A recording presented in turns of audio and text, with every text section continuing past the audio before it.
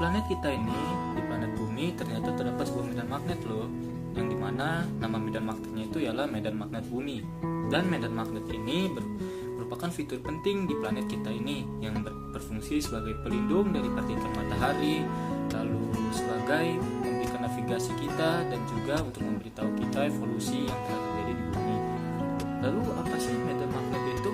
Kok bisa berperan seperti itu? Nah, untuk mengetahui apa itu medan magnet, simak pembelajaran berikut ini. Assalamualaikum warahmatullahi wabarakatuh. Nabi pun. Apa kabar teman-teman semua? Semoga teman-teman semua dalam keadaan sehat walafiat. Amin ya rabbal alamin. Hari ini kita akan belajar tentang medan magnet yang memuat beberapa KD, yaitu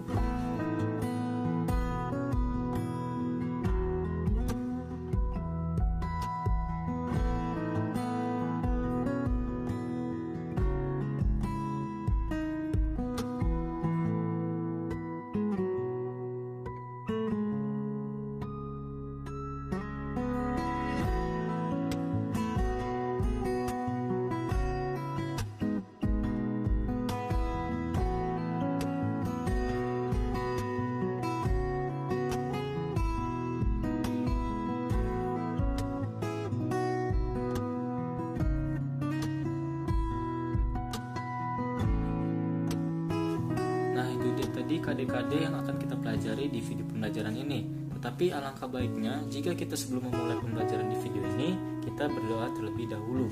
Berdoa dimulai.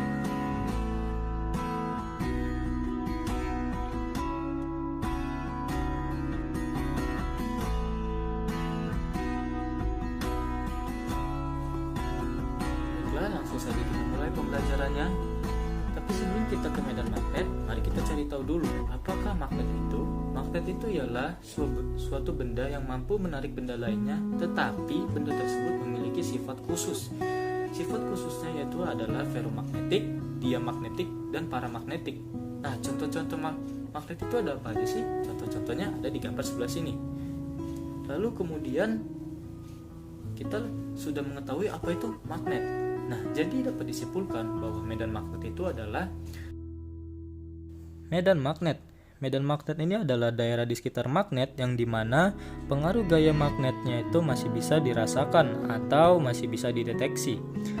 Rumusnya yaitu dinyatakan sebagai B sama dengan K per M per R kuadrat, yang dimana B-nya itu kuat medan magnet.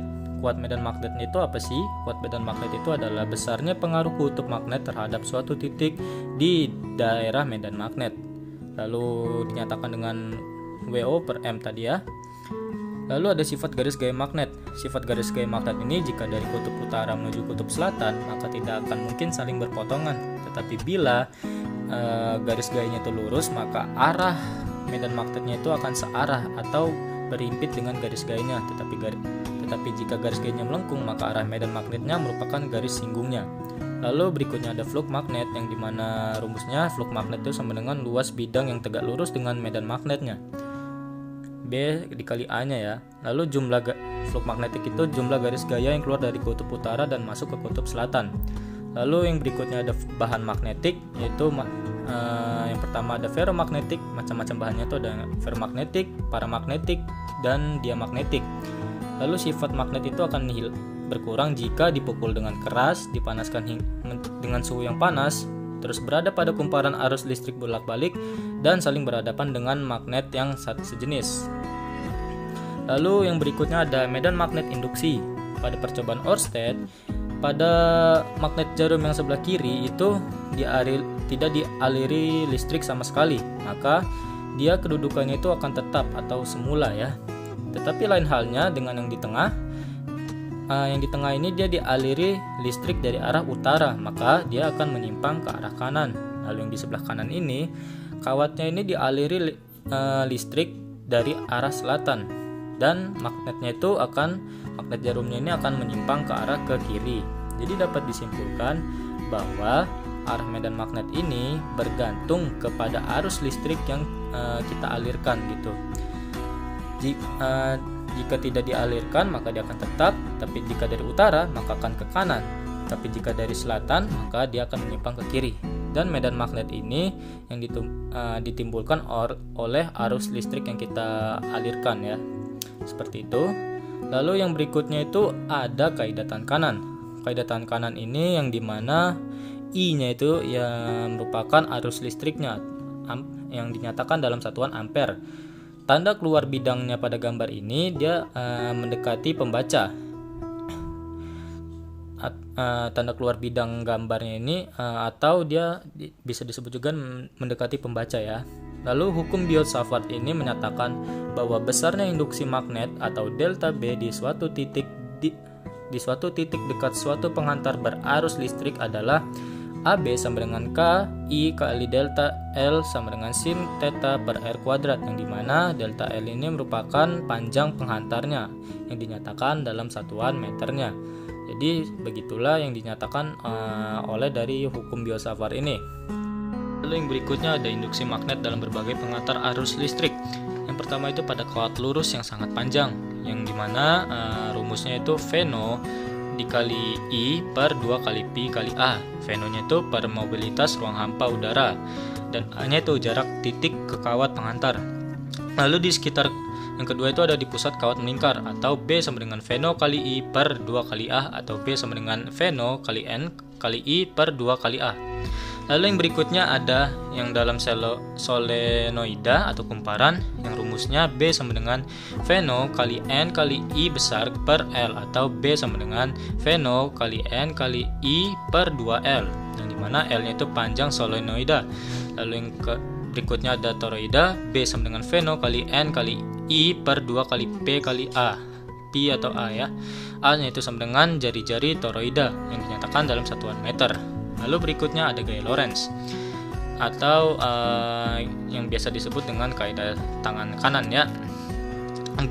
Cara memakai gaya Lorentz ini, jika gaya yang timbul pada kawat berarus listrik atau muatan listrik yang memotong medan magnet, maka atau flux magnetiknya itu, maka kaidah tahan kanannya itu akan terbuka pada gambar berikut seperti ini ya. Lalu jika dia tidak memotong, berarti dia tidak terbuka ya. Lalu rumus-rumusnya itu ada yang rumus kawat berarus dan pada muatan yang bergerak dalam medan magnet, dan ada yang sejajar berarus listrik seperti itu. Nah, begitulah pembahasan materinya. Untuk dapat memahami lebih lanjut, mari kita latihan soal. Yang pertama, itu ada sebuah kawat lurus panjang yang dialiri arus listrik sebesar 10 ampere dari timur ke barat. Tentukan besarnya dan arah induksi magnetnya di titik P yang berada tepat di bawah kawat tersebut pada jarak 10 cm.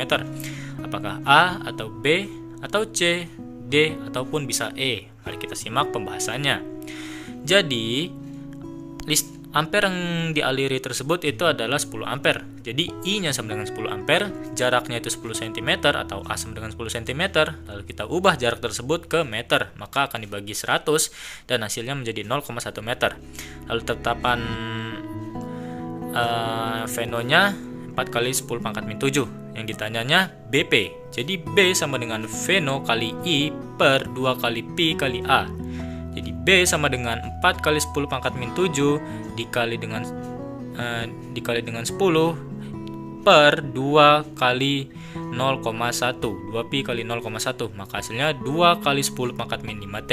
Jadi BP nya 2 kali 10 pangkat min 5T ke arah selatan, dan jawabannya ialah A. Lalu kita ke soal yang berikutnya. Yang pertama, ada seutas tali lurus panjang membujur dari barat ke timur, yang kemudian dialiri arus listrik dari arah timur. Maka arah medan magnet pada titik-titik di atas kawat tersebut menuju ke arah A timur, B selatan, C atas, D barat, E utara. Apakah jawabannya? Jawabannya ialah E utara, karena berdasarkan kaidah tahan kanan itu jawabannya ialah E. Jadi jawabannya utara. Nah, setelah kita membahas semua materinya tadi, sekarang mari kita simak video pengaplikasian medan magnet dalam teknologi kehidupan kita sehari-hari ini. Bagaimana pengaplikasiannya dan apa saja teknologi-teknologinya? Mari simak cuplikan berikut ini. Kemagnetan dalam produk teknologi. Ada 3 produk teknologi yang kita akan bahas pada video kali ini. Yang pertama ada MRI, kemudian ada kereta maglev, dan yang ketiga ada pemanfaatan magnet dalam PLTN.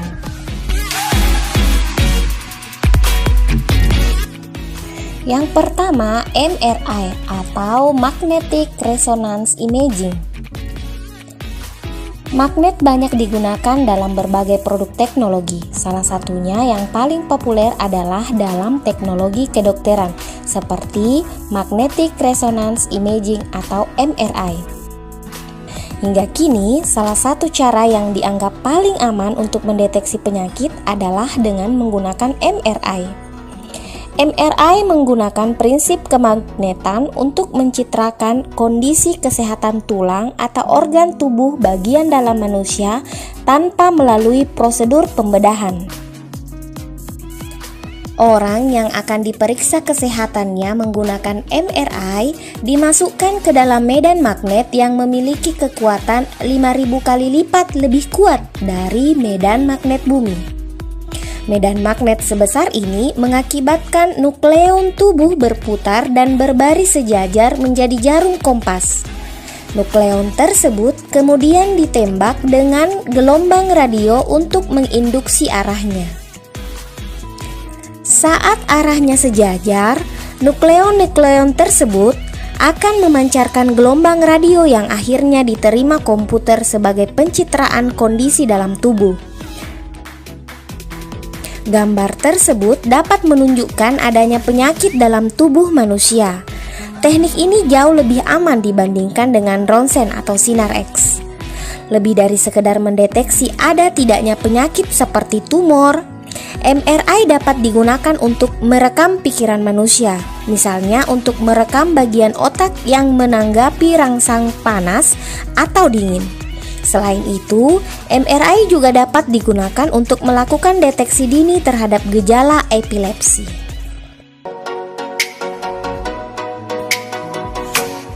Yang kedua, kereta maglev. Maglev merupakan kependekan dari magnetically levitated atau kereta terbang. Kereta maglev diterbangkan kurang lebih 10 mm di atas relnya. Meskipun rel dan kereta tidak menempel, kereta maglev yang super cepat mampu melaju hingga 600 km per jam, tidak akan terjatuh dan tergelincir. Hal ini disebabkan karena maglev menerapkan prinsip gaya tolak-menolak magnet serta didorong dengan menggunakan motor induksi.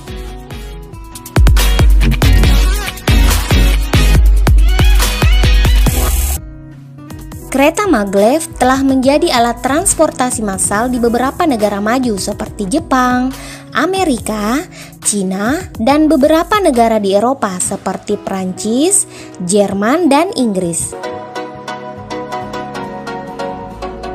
Di Jepang, kereta yang menggunakan prinsip ini yaitu kereta Shinkansen yang menghubungkan kota Tokyo, Nagoya, dan Osaka.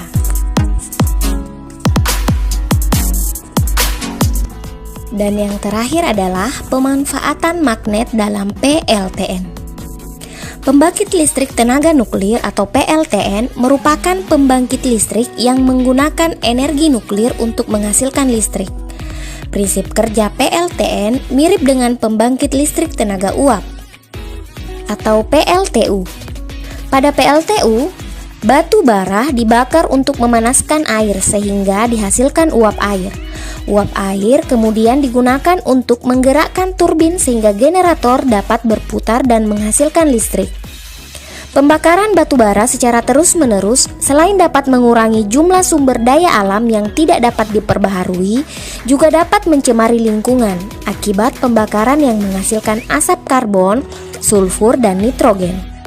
Pada PLTN, energi yang digunakan untuk menghasilkan uap air yang selanjutnya digunakan untuk menggerakkan turbin diperoleh dari reaksi pemecahan inti atom atau fisi uranium-235 atau melalui penggabungan inti atom atau fusi dalam reaktor nuklir. Uranium-235 diproses sehingga menjadi bentuk kecil seukuran penghapus pensil. Namun, memiliki energi yang sebanding dengan 1 ton batu bara. Panas yang dihasilkan dari pemecahan inti atom mampu mencapai 4000 derajat Celcius. Reaksi nuklir tersebut menghasilkan berbagai partikel bermuatan yang berbahaya bagi kesehatan jika menyebar ke lingkungan.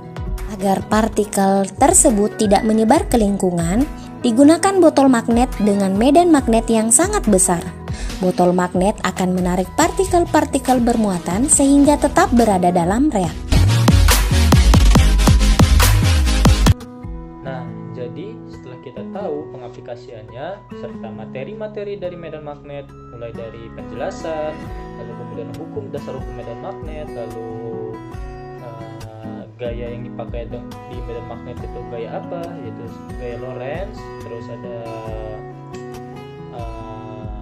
flux magnetik dan juga sifat-sifat magnet tadi, maka kita dapat menarik sebuah kesimpulan, yang dimana sebuah kesimpulannya ialah sebagai berikut. Kesimpulan yang dapat kita tarik dari pembelajaran, yang pertama yaitu di sekitar penghantar kawat yang dialiri arus listrik terdapat medan magnet. Lalu yang kedua, arah medan magnet tergantung pada arah arus listrik yang mengalir. Lalu yang ketiga, besarnya medan magnet tergantung besarnya arus listrik. Semakin besar arusnya, maka akan semakin besar medan magnetnya. Demikian sebaliknya. Lalu yang keempat, besarnya medan magnet tergantung dari titik yang ditinjau. Semakin kecil titiknya, maka akan semakin kecil medan magnetnya. Demikian sebaliknya. Nah, itu dia kesimpulan yang dapat kita dapatkan, kita tarik dari pembelajaran medan magnet ini. Nah, dari kesimpulan yang dapat kita tarik tadi, serta pengaplikasian medan magnet dalam teknologi, dalam kehidupan sehari-hari, maka tidak disangka-sangka ya, bahwa ilmu fisika ini sangat dekat dengan kehidupan kita sehari-hari gitu. Nah, baiklah, selanjutnya kita akan lanjut ke sesi berikutnya, yaitu sesi pertanyaan dan diskusi. Silakan jika ada yang ingin bertanya dan jika ada yang ingin berdiskusi. Nah, mungkin begitu saja videonya. Sekian dari videonya. Jangan lupa belajar dan banyak baca bukunya ya, supaya kita semakin memahami ilmu fisika tentang medan magnet ini. Saya akhiri videonya. Wassalamualaikum warahmatullahi wabarakatuh.